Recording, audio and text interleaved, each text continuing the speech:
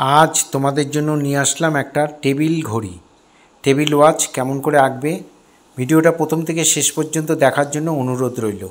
আমি প্রথমে একটা প্লেট বসিয়ে আমি এখানে গোলটা করে নিয়েছি। তোমরা কম্পাস দিয়েও করতে পারো বা এই ধরনের প্লেট ঘরে থাকলে সেটাও করতে পারো। একটা গোল আমি করে নিলাম, আর একটা গোল আমি হাতে ভেতর দিয়ে মাপ করে নিলাম, সমান ডিস্টেন্সে ওইভাবে গোলটাকে করে নিলাম।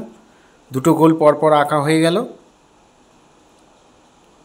খুব মন দিয়ে দেখো, তাহলে তোমরা অনায়াসেই করে ফেলতে পারবে।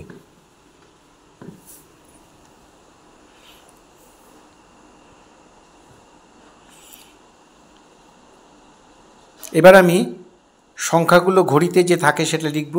ঠিক মিডিল বরাবর সোজাসুজি, নিচে 6 এর উপরে 12, আর ডান দিকে 3 আর বাঁ দিকে 9, এই এঁকে নিলাম, মানে লিখে নিলাম। এবার পরপর দেখো গ্যাপে সমান গ্যাপে আমি বাকি সংখ্যাগুলোকে লিখে নিচ্ছি। 5 লিখলাম, এখানে 11, এখানে 10, এখানে 8, এখানে 9, এই 7, এই হয়ে গেল। মাঝখানে দুটো গোল এঁকে দিলাম, এখানে ছোটো কাটা, এখানে বড় কাটা, 10টার একটু আগে দিয়ে ওইদিকে 10টা 10-এর কাছাকাছি দিয়ে দিলাম।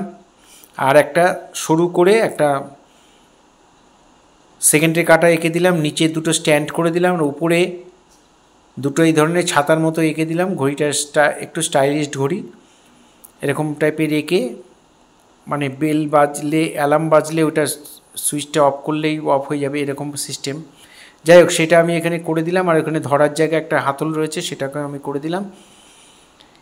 এই হয়ে গেল মোটামুটি আমাদের ড্রয়িং। এবার টোটাল ছবিটার উপর আমি গ্লাস মার্কার পেন দিয়ে আমি বর্ডার করে দিয়েছি, পার্মানেন্ট মার্কার দিয়ে। তোমরা এরকম স্কেচ পেন বা মার্কার দিয়ে বর্ডার করতে পারো। আর লেখাগুলোকে আমি এখানে পেন দিয়ে লিখে নিচ্ছি। হয়ে গেল। আমি প্যাস্টেল কালারে করব, সেই জন্য আগে এগুলো করে নিলাম। প্যাস্টেল কালার পরে দেওয়া যাবে না। একটা কাটা সরু কাটাটা, সেকেন্ডের কাটাটা সরু করে রাখলাম, বাকি কাটাগুলো একটু মোটা করে দিলাম। এবার আমি মাঝখানটার আমি কালার করছি প্যাস্টেল কালারে। আমি মাছের কালারটা ইয়েলো করব, তাই দুই পাশে চারদিক দিয়ে আমি ডিপ ইয়েলোটা দিয়ে দিচ্ছি। এর ফাঁকা দিয়ে রং করে দিচ্ছি। লেখাগুলোকে বাঁচিয়ে করার চেষ্টা করবে, কারণ লেখাগুলোর উপরে কালার করলে অনেকটা ফেড হয়ে যাবে। সেজন্য একটু বাঁচিয়ে আমি এখানে কালারগুলোকে করে দিলাম।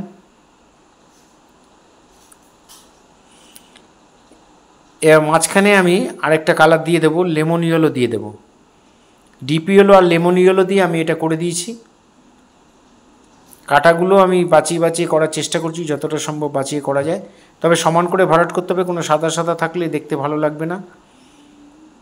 এবার আমি একটু হাত দিয়ে ঘষেই মিলিয়ে দিয়েছি, কারণ রং দিয়ে ঘষে মেলাতে গেলে লেখাগুলোর উপর ম্যাক্সিমামটা চলে যাবে, তাই আমি এখানে হাত দিয়ে ঘষে মিলিয়ে দিয়েছি। আর সাইডের কালারটা আমি নীল করছি, তোমরা লাল করতে পারো, নীল করতে পারো। এই কালারটা তোমাদের খুশি মতো তোমরা দিতে পারো, পছন্দ মতো যার যেটা কালার সেটা দেবে, কিন্তু ভরাটটা সমান করে করবে।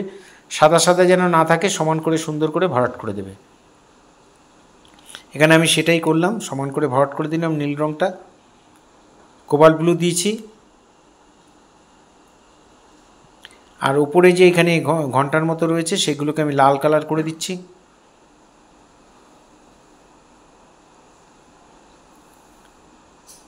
এগুলো বাকি অংশগুলো আমি গ্রে কালার করে দিয়েছি, স্ট্যান্ড দুটো গ্রে কালার করে দিয়েছি। আর যে মাঝখানে যে গোল অংশটা সেটা আমি ব্ল্যাক দিয়ে আমি একটু টাচ করে দিচ্ছি। এই ধরনের ভিডিও প্রতিনিয়ত পাওয়ার জন্য অবশ্যই আমার চ্যানেলটা সাবস্ক্রাইব করবেন। ফেসবুকে যারা আছেন আমাকে ফলো করবেন। পুরো ভিডিওটা দেখার জন্য সবাইকে অসংখ্য ধন্যবাদ। এইভাবেই সবাই আমার সাথে থাকবেন, পাশে থাকবেন, ভালো থাকবেন সবাই।